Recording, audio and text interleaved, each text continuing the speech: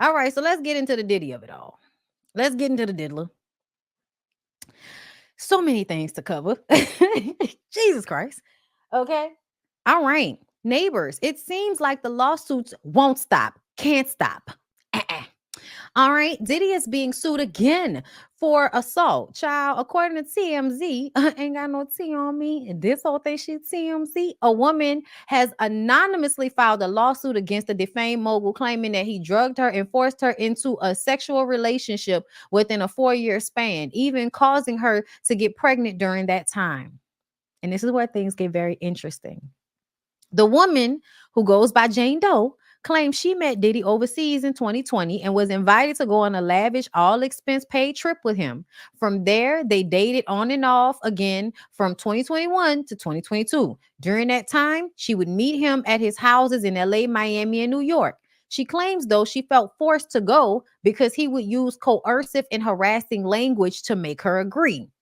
His drivers will reportedly show up to her house unannounced, making her feel as though she had to oblige, or she would be abused like the women she had seen over the time of being in his presence. So when I tell y'all keep talking about Cassie was there for 10 years. You couldn't leave. You had your own house. Y'all hoes are slow.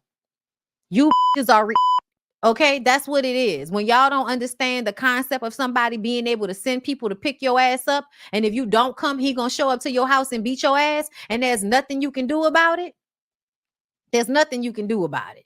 Okay? I need for y'all to understand this is another story where another person is explaining to you how this works. It doesn't matter that you don't live in the same country. It don't matter that you don't live in the same state. He could send somebody to come and get your ass.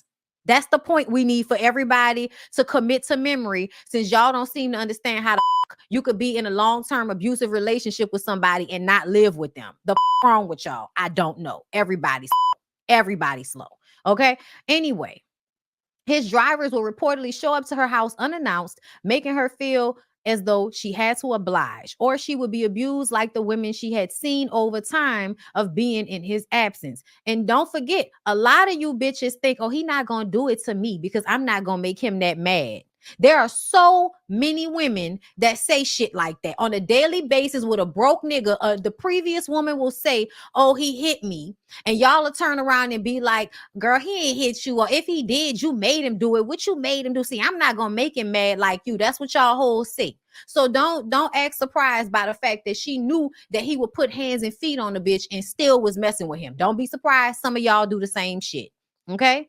The woman alleges Diddy will force her to take drugs and spike drinks before their sexual encounters. One incident she recalls happened in April 2022 at his LA home. Another incident where she was reportedly drugged. She claims she woke up with multiple bruises and bite marks that she doesn't know or remember how she got. One of the most shocking allegations the woman mentions in the lawsuit is in a night is I'm sorry. A lawsuit is a night in July 2022 where she was blacked out from the drugs he allegedly gave her, and she discovered she had gotten pregnant. Then when she informed Diddy, he reportedly had his staff harass her into getting an abortion. She says, though she eventually ended up having a miscarriage. The woman claims the harassment didn't stop after that. He continued to mess with her until July 2024. She says he tracked her location and monitored her conversations during that time. The woman says she suffered trauma, financial injury, and physical injury and is seeking an unspecified amount of damages. Another thing, shout out to Mims, because, child, every day Mims is reading the court documents on YouTube, child, because they come out every day. Apparently, Young Miami is in the paperwork as also harassing this woman to have an abortion. And anybody that knows anything about the way Young Miami was acting online with Gina, telling Gina, who's done interviews with Tasha K, about how Diddy abused her. We've seen it years before this shit came out. That girl was on Tasha K's channel talking about how Diddy kicked her in the stomach, all of this, beat her up, all of this type of shit. Eventually, I guess when her and Diddy got back together, because for some reason the girls always tend to go back. I don't think it's because they want to. I think they feel like they don't have a choice. So she goes back. Caresha is online telling the girl that if Diddy wanted you to come and eat my chi, you would. Young Miami has already put it out there on the internet that Diddy makes these girls do whatever he wants them to do, including going down on the next. So you're going to put your jealousy aside and you're going to go down on this other. That's what I just told you to do. Yeah, y'all. That's very much what it's given. So when Caresha's ass is online having conversations with Tia Kemp, I'm just like, girl, how you talking to us about Tia Kemp and Rick Ross? And we trying to understand what's going on with you and Diddy. Yeah, she called Gina a eater. Ross and Tia is the same person. So what I noticed from Ross and Tia interview is they both have the same turn-offs and turn-ons. So I asked Ross what was his now I asked him what was his turn on, and he said like a bitch that keep themselves together. And I asked Tia what was her biggest turn on, and she said I like a what she said. She like a fine nigga, a nigga that put that shit on. Yeah. And Ross said the same thing. I feel like her and Ross is the same person, and I feel like they soulmates. Personally. It's giving projection. It's giving that you see these two grown people in a toxic relationship and you in a toxic relationship with Diddy. So you're projecting that they belong together because that's the delusion you created within yourself. And that's why you over there being a bottom bitch. It's giving projection, Caresha. That's how I feel. I think they're soulmates, and I think that like they just love each other.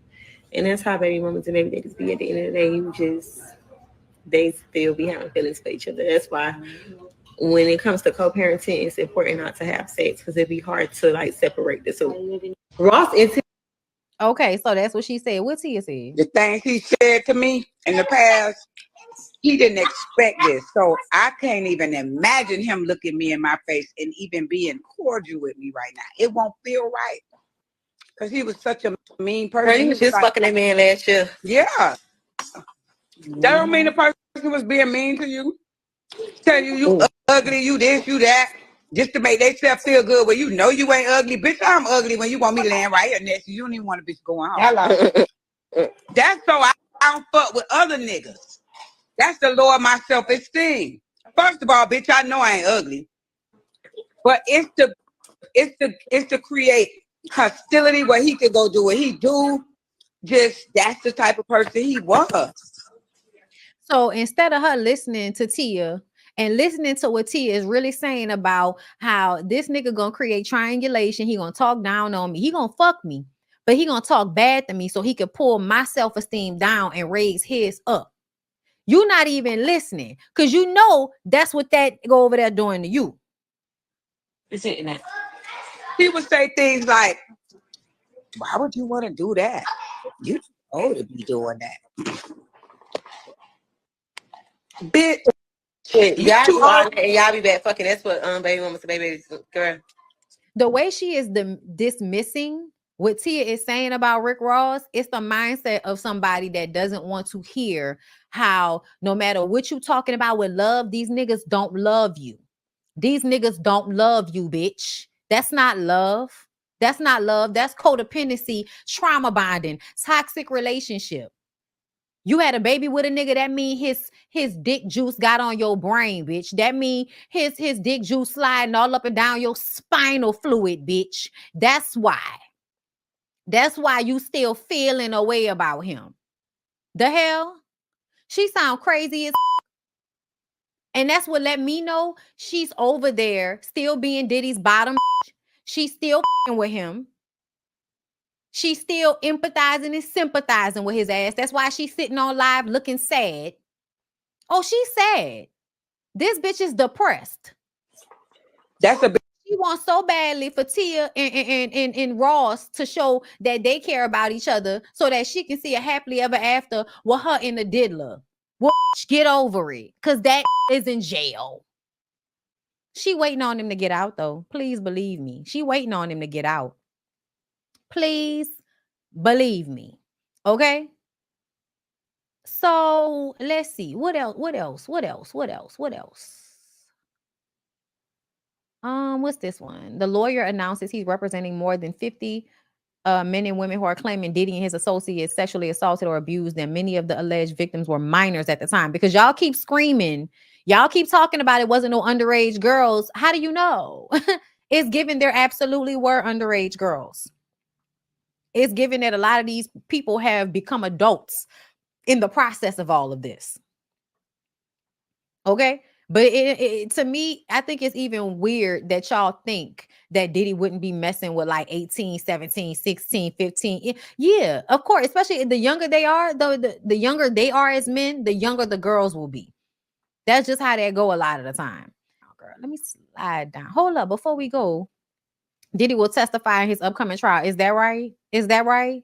He gonna look stupid. He gonna make himself look bad. He got a drug habit. He's not in control of himself. You gonna put him on the stand? That's dumb. But okay. Do what you want to do.